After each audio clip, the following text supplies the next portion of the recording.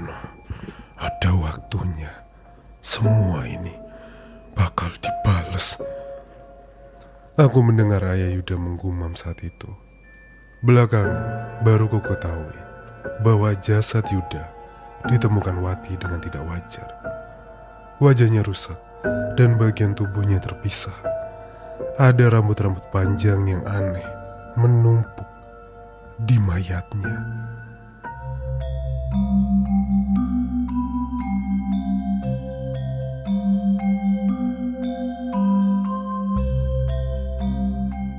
Assalamualaikum warahmatullahi wabarakatuh.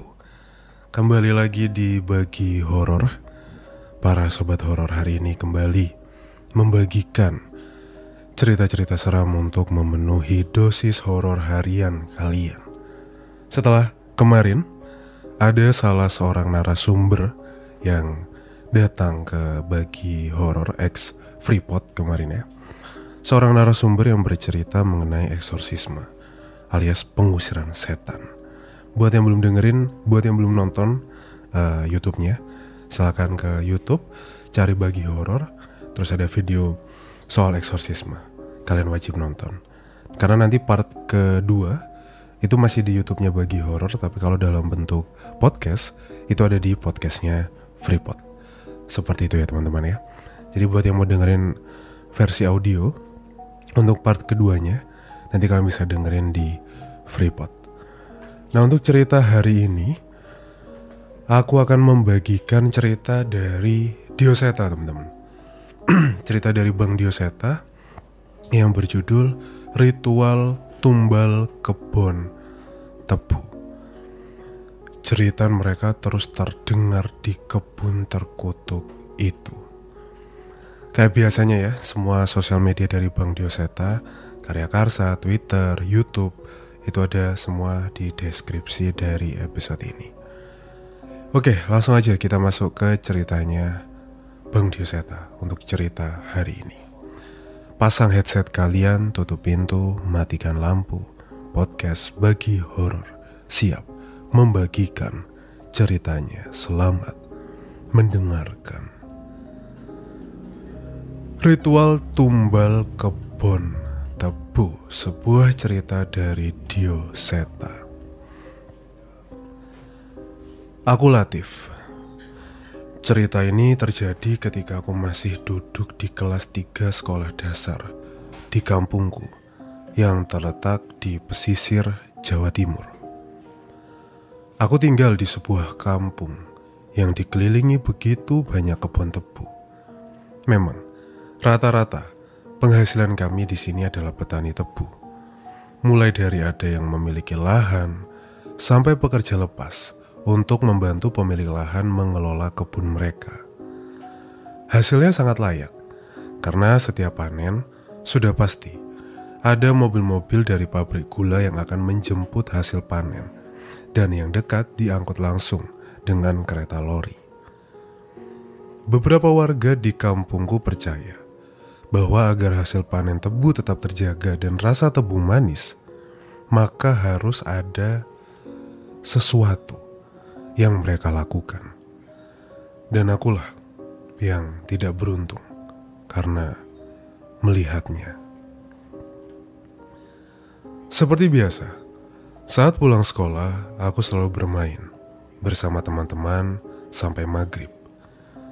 Dan saat itu temanku Yuda mengajak untuk mengambil beberapa batang tebu untuk kami nikmati sarinya. Kami sudah sering melakukan ini. Yang penting jangan sampai ketahuan oleh pemilik kebun atau orang dewasa. Sing legi ku ono ning tengah-tengah. Tif, merono wae. Yang manis tuh ada di tengah-tengah, Tif. Ayo, kesana aja. Weh, jangan jauh-jauh. Wes arep maghrib iki. Sudah mau maghrib. Yuda tidak menggubris perkataanku. Tapi perkataannya memang benar. Tebu yang siap panen itu yang ada di tengah. Sedangkan yang di pinggir masih baru saja tumbuh. Kami menyusuri tanaman-tanaman yang lebih dari tinggi tubuh kami itu hingga ke tengah. Di sana, Yuda segera mengambil sebatang tebu sesuai rencana kami. Kalau di sini itu malah aman, gak akan ketahuan sama siapa-siapa, ucap Yuda. Iya, mana manis-manis semua lagi, ucapku sambil mencoba mengupas batang tebu yang kuambil. Begitu asik kami menikmati batang tebu, tiba-tiba aku mencium bau yang aneh. Ada bau kemenyan yang sangat menyengat menusuk hidungku secara tiba-tiba. Saat itu tiba-tiba aku merinding. Yud, ayo pulang yuk. Ada bau kemenyan, ajakku. Sebentar, habisin ini dulu. Dalam hati, aku mempertanyakan, apakah Yuda mencium bau kemenyan juga? Bau ini jelas sangat menyengat, seolah ada yang membakarnya di dekat kami. Selagi Yuda menghabiskan tebunya, aku mencoba melihat-lihat sekitar tempat kami berada. Ada beberapa persimpangan di jalur kebun, dan saat itu aku menemukan satu jalur yang buntu, dan bau itu berasal dari sana. Rasa penasaranku membuatku mencoba melangkah lebih dalam.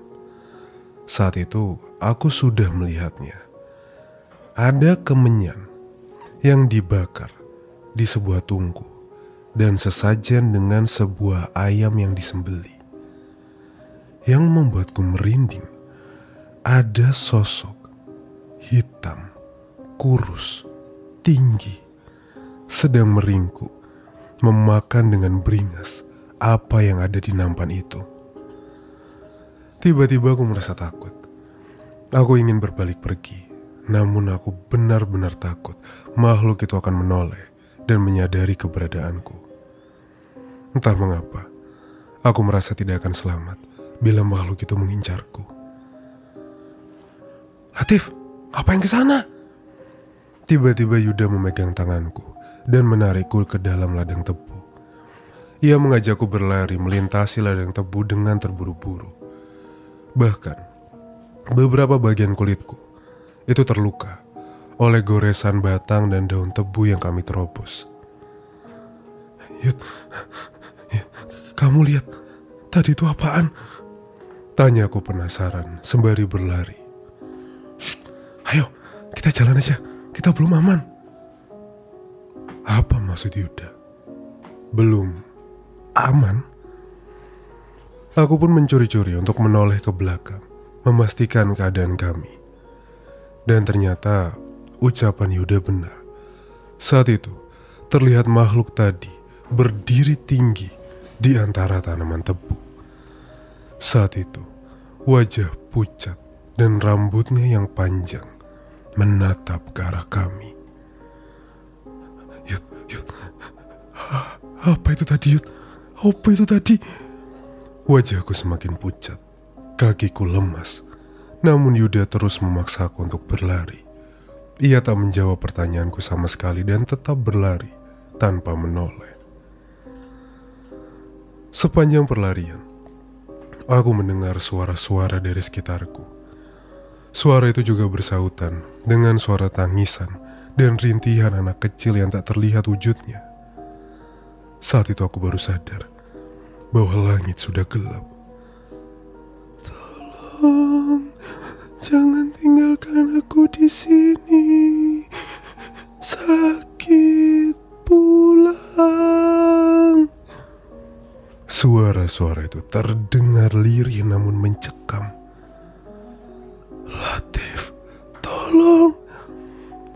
Aku terhenti. Entah kenapa, aku seolah mengenal suara itu. Tapi sekali lagi Yuda menarik tanganku dan memaksaku berlari hingga akhirnya kami tiba di jalan desa. Lampu-lampu rumah di pinggir desa mulai terlihat. Aku masih melihat ada beberapa warga desa di luar. Saat itu kami berhenti dan mulai mengatur nafas. Itu pertama kalinya aku berlari tanpa henti sampai kelelahan.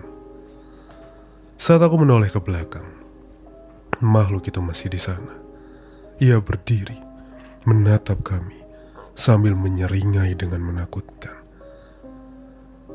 Aku tak mengerti maksud dari tawa itu. Namun saat itu aku mengajak Yuda untuk meneruskan jalan ke desa, mengamankan diri kami. Wujud, kapok aku. Sama, kah laki-laki ya? Yowis, ayo pulang. Yo. Saat itu kami pun berpisah dan pulang ke rumah masing-masing. Yuda pulang ke rumahnya yang tak jauh dari rumahku. Aku tidak menceritakan kejadian tadi pada ibu, karena ia pasti akan marah bila tahu kalau aku mencuri tebu. Ya Mene kok baru pulang? Mandi sana, ayo, terus makan. Perintah ibu yang menyadari kepulanganku. Oke bu.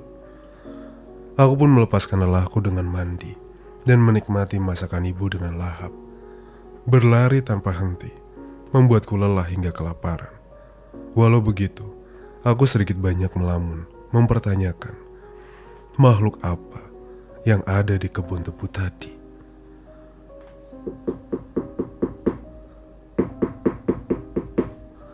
Terdengar suara seseorang yang mengetuk pintu rumah.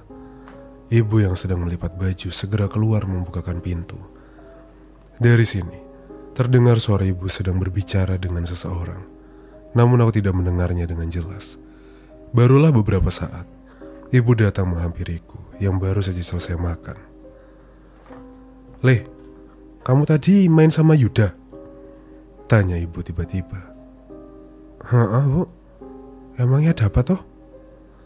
Kata ibunya, dari tadi tuh Yuda belum pulang ke rumah. Hah?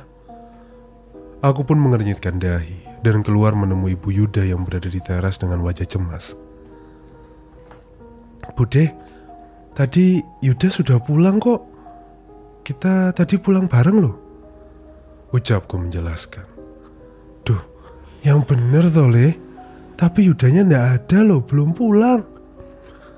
Saat itu aku benar-benar bingung. Aku memastikan sendiri Yuda itu pulang ke rumahnya. Namun saat itu aku memang merasa ada yang janggal dengan Yuda saat menarikku pergi dari kebun tebu. Ayah dan ibu Yuda sudah bertanya ke beberapa warga, namun tidak ada satupun dari mereka yang melihat keberadaan Yuda. Saat jarum jam melewati pukul 9 malam, warga desa mulai berkumpul di pos ronda. "Kamu betul lihat si Yuda itu pulang, Tif?" tanya Pak RT. "Benar Pak, orang tadi kita pulang bareng kok. Kami tadi..." Aku pun mau tidak mau menceritakan bahwa kami pergi ke kebun tebu di sisi tengah. Aku meminta maaf atas kenakalan kami. Namun aku sudah memastikan bahwa Yuda benar-benar sudah pulang bersamaku. Walaupun ada kejadian yang janggal saat itu. Ya ampun Le, sudah dibilang anak-anak itu jangan main ke kebun tebu, apalagi yang ada di tengah. Sekarang jujur, kamu ngeliat apa? Hah? Wajah Pak RT saat itu benar-benar berubah panik. Dari perkataannya, aku menyimpulkan bahwa ia mengetahui sesuatu tentang kebun yang ada di tengah itu. Anu Pak, ada bau kemenyan. Aku menceritakan dengan ragu. Saat itu aku menceritakan tentang sosok makhluk kurus yang tingginya melebihi tanaman tebu dan sesajen berisi bangkai ayam di sana. Mendengar ceritaku, warga seketika berpencar mengambil kentongan, obor, senter, dan berbagai benda yang bisa menimbulkan bunyi. Ibu pun tiba-tiba memeluk aku erat-erat, sementara bapak menoleh dengan mata tajam ke salah satu warga desa yang memantau kerumunan dari jauh. "Bu, tapi Yuda tuh beneran sudah pulang loh Bu," ucapku sekali lagi. Bapak menggenggam erat pundakku dengan wajah cemas. "Itu bukan Yuda Le, bukan Yuda. Yang nolong kamu itu bukan Yuda," ucap bapak. Aku mulai tidak mengerti. Yang ku ingat saat itu adalah orang-orang membawa peralatan kentongan dan bunyi-bunyian, menanyakan tempat di mana aku melihat setan dan sesajen itu. Aku menjawabnya, dan setelahnya bapak dan ibu membawaku masuk ke dalam rumah. Jagain Latif, jangan sampai dia keluar rumah. Sampai besok pagi, yo. Perintah Pak RT. Saat itu ibu terus menemaniku di kamar. Sementara aku cemas dengan keadaan Yuda. Warga desa berkeliling, memanggil-manggil nama Yuda ke sekeliling desa hingga masuk ke kebun tebu. Aku benar-benar takut saat itu. Saat itu aku teringat kembali sosok yang mengincar kami dan suara-suara anak kecil di kebun itu. Nah, ada alasannya kenapa anak-anak itu dilarang ke kebun tebu. Bukan karena kalian suka nyolong ke tebu, itu bukan, ucap ibu tiba-tiba. Ia bercerita bahwa tidak semua kebun tebu itu dikelola dengan wajar. Dalam jarak beberapa belas tahun ini, ada beberapa anak yang hilang di kebun tebu. Kata eyangmu dulu, ada orang yang ngopeni demit di sana buat ngejagain dan ngebuat tebunya itu tetap manis. Mendengar hal itu, wajahku semakin pucat. Apa mungkin yang dimaksud oleh ibu adalah setan itu? Aku benar-benar tidak tenang dan sulit untuk tidur. Ketika malam semakin larut, samar-samar suara warga desa yang mencari Yuda mulai menghilang. Suara ketokan kentongan pun berganti. Suara kentongan yang sebelumnya dipukul terus-terusan berubah menjadi satu-satu dengan jeda. Dong, dok. Aku tahu maksud dari kentongan itu dan berharap suara itu tidak mengisyaratkan tentang Yuda. Bu, Rojopati, ucapku dengan suara gemetar. Saat itu buru-buru memelukku dengan mata yang berkaca-kaca. Wes sudah, kamu tenang dulu yo, tidur dulu, kita cari tahu besok, ucap ibu. Walau cemas, aku pun memaksakan diri untuk tidur. Tidur yang sama sekali tidak nyenyak. Aku terus terngiang-ngiang, wajah makhluk itu dan senyumannya yang mengerikan. Latif, tolong. Spontan aku terbangun, sangat mengingat salah satu suara di kebun tebu itu. Itu adalah suara Yuda. Aku tersadar saat matahari sudah tinggi dan menyinari jendela kamarku. Dengan buru-buru aku pun keluar, dan ibu sudah ada di ruangan tengah dengan bapak berpakaian rapi. Kamu sing tenang ya, Le. Ikhlaskan Yuda. Saat itu aku benar-benar terpukul. Bendera merah terpasang di rumah Yuda. Aku pun buru-buru berlari menghampiri rumah Yuda dan mendapati tubuh Yuda sudah dimandikan dan dibungkus kain kafan. Oh, maafin Latifu. Latif beneran gak tahu apa yang terjadi. Aku menangis jadi-jadinya sambil bersimpuh memeluk ibu Yuda. Sudah, Le. Kamu itu ndak salah, Le. Ibu kenal sekali sama kamu, sama Yuda. Maafin salah-salahnya Yuda ya, Le. Balas ibu Yuda sambil meneteskan air matanya. Mendengar itu, aku semakin menangis. Ia tidak menyalahkanku dan justru mengelus-elus punggungku, menghiburku. Ibu Yuda terlihat sedih. Namun wajah ayah Yuda justru dipenuhi amarah. Wajahnya itu persis seperti wajah bapak saat menatap seorang warga desa yang memandangi kami kemarin dari kejauhan. Oh no, ada waktunya semua ini males. Aku mendengar ayah Yuda menggumam saat itu. Belakangan baru ku ketahui bahwa jasad Yuda ditemukan Wati dengan tidak wajar. Wajahnya rusak dan bagian tubuhnya terpisah. Ada rambut-rambut panjang yang aneh menumpuk di mayatnya.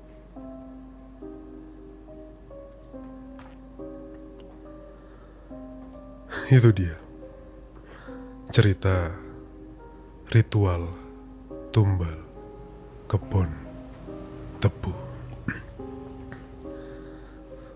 Kayaknya kalau dibilang sampai sekarang masih banyak ya orang yang masih jujur ya. Aku itu sering beberapa kali masih mendengar orang ini datang ke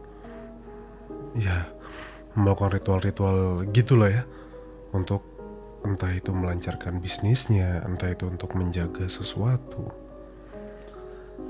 Dan salah satunya ya kayak jagain kebun tebu ini. Dan masalahnya ya tumbal akan selalu ada tumbal, ya kan? Kayak cerita kemarin kita anak setan. Ya mereka itu lebih licik lah daripada kita. Iya, mereka bilangnya awalnya enak. Ya semuanya kan suka juga gitu ya. Manusia pun juga gitu kan. Awalnya bilang enak-enaknya doang, baru di akhir plus ketemu ternyata apa yang bikin susah. Kalau percayalah mereka itu nggak mungkin, mereka dalam tanda kutip ya, setan-setan iblis dan segala kawan-kawanannya itu.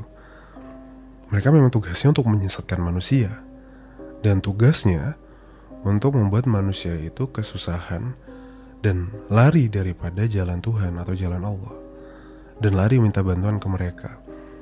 Yang awalnya seakan-akan mereka itu datang memberikan harapan, memberikan bantuan. Padahal mereka datang itu untuk semakin membuat kita semakin hancur.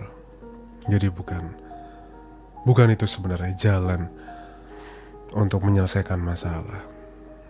Dan semoga kita semua tidak terayu, tergoda ketika ada masalah seberat apapun ya. Karena percayalah, Tuhan itu memberikan cobaan tidak pernah melebihi kemampuan daripada hambanya.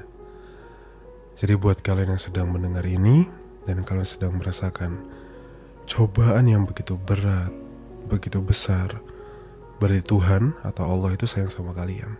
Dan Allah tahu kalau kalian bisa melewati semua itu. Amin ya rabbal alamin. Banyak yang bisa kita petik dari cerita ini. Terima kasih Bang Dioseta. Seperti biasa ya, link dari sosial medianya Bang Dioseta kayak YouTube, kayak Twitter, Karya Karsa, terus apa lagi, semuanya ada di deskripsi pokoknya ya. Kalian jangan lupa subscribe, jangan lupa follow, jangan lupa untuk support Bang Diosetanya. Oke, terima kasih semuanya. Kita ketemu lagi di episode selanjutnya dengan cerita-cerita yang gak kalah menyeramkan tentu saja. Aku Arga undur diri. Wassalamualaikum warahmatullahi wabarakatuh. Selamat malam dan selamat istirahat.